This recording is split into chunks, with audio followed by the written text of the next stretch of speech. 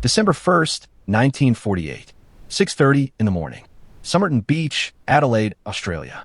Two men on horseback notice a figure slumped against the seawall. A man in a neat suit and polished shoes, sitting as if he had simply fallen asleep watching the sea. He hasn't.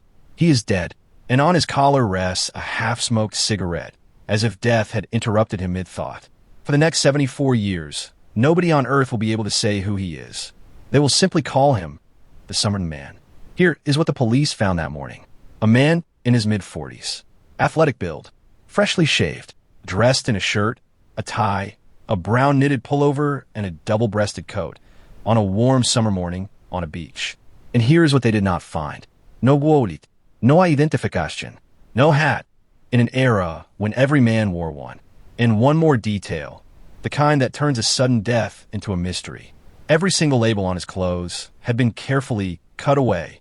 The autopsy only made things worse. The pathologist found his organs congested in a way that pointed to poison.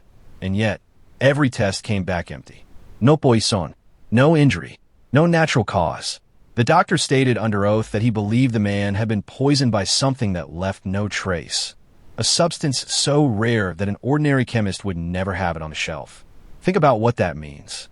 In 1948, someone may have used a poison that science could not even name. The police printed his photograph in newspapers across Australia. Nothing. They took his fingerprints and sent them around the world. Scotland Yard, the FBI. Nothing. Dozens of people came to view the body. Some swore they knew him. Every lead collapsed. The man with no name was becoming famous and remaining a ghost. Then came the suitcase. In January 1949, investigators found an unclaimed brown suitcase in the cloakroom of Adelaide Railway Station. It had been checked in on November 30th, the day before the body was found. Inside, clothes with the labels cut away, exactly like the ones he wore. A stencil brush of the kind used by ship crews to mark cargo. Thread that perfectly matched a repair in the trousers he died in. And a name, written on 3 small tags. T. Keane. For a moment, it looked like the mystery was over. It wasn't. There was no missing T. Keane anywhere in the English-speaking world. The name led nowhere. It was another door that opened onto a wall. But the strangest discovery was still waiting, sewn into the man himself. Months into the investigation, a pathologist re-examining the clothes found a tiny hidden pocket inside the waistband of the trousers. And inside that pocket, a scrap of paper rolled up tight. 2 words, printed in elegant type. Tamám Shud. It is Persian. It comes from the final page of a book of poetry, the Rubaiyat of Omar Khayyam. And it means, it is ended. A dead man with no name, carrying a hidden message about endings, torn from a book of poems about living without regret, because you only live once. The police needed that exact book. And in one of the strangest twists in criminal history, it appeared. A local man walked into the station. He said that on the night before the body was found, someone had tossed a copy of the Rubaiyat into his unlocked car, parked in Glenelg, a few minutes from Somerton Beach. The final page was torn. The tear matched the scrap perfectly, and inside the back cover, faint pencil marks were waiting. First, a phone number. Second, 5 lines of capital letters. Random, meaningless, unreadable. A code. Cryptographers from Australian Naval Intelligence attacked those 5 lines. Then amateurs. Then, decades later, computers. To this day, nobody has ever broken it.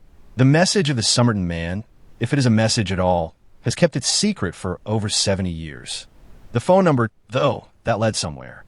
It belonged to a young nurse who lived on Mosley Street, Glenelg, about 400 meters from where the body was found.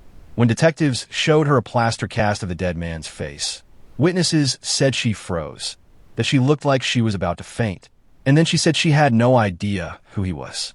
She asked the police to keep her name out of the papers. They did. She carried whatever she knew to her grave. So who was he? A jilted lover who came to see a woman one last time? Or something else? Consider the year 1948. The Cold War is beginning. Adelaide sits near some of the most secret military research sites in the Western world. A man with no identity, labels removed, an untraceable poison, a book code, a stencil brush from the docks. You can see why, for decades, one theory refused to die, that the Somerton Man was a spy, quietly erased in the opening moves of a secret war. For 74 years, that was where the story ended. A sealed grave in Adelaide marked simply the unknown man. But stories like this, one have a way of refusing to stay closed. In 2022, a professor named Derek Abbott, who had spent decades on the case, teamed up with a forensic genealogist. Using strands of hair trapped in the plaster cast of the man's face, they built a DNA family tree with thousands of branches. And at the point where the branches crossed, there was a name: Carl Webb, an electrical engineer from Melbourne, born in 1905. A quiet man who wrote poetry, whose marriage had collapsed, and whose estranged wife had moved to South Australia. Police investigators later confirmed the identification. After 74 years, the unknown man finally had a name. But here is the truth they don't put in the headlines. We know who he was. We still don't know what happened to him. The cause of death, never determined. The code, never broken. The nurse's secret, never revealed. Why were the labels cut? Why the hidden scrap? Why it is ended? A name is not an answer. It is just a better question. Did Carl Webb come to that beach to end his own story, choosing a poison that would let him vanish completely? Or did someone in the shadows of a beginning Cold War make sure a man with secrets could never tell them? Tell me in the comments which side you land on. And if cases like this keep you up at night, subscribe. The archive never really closes.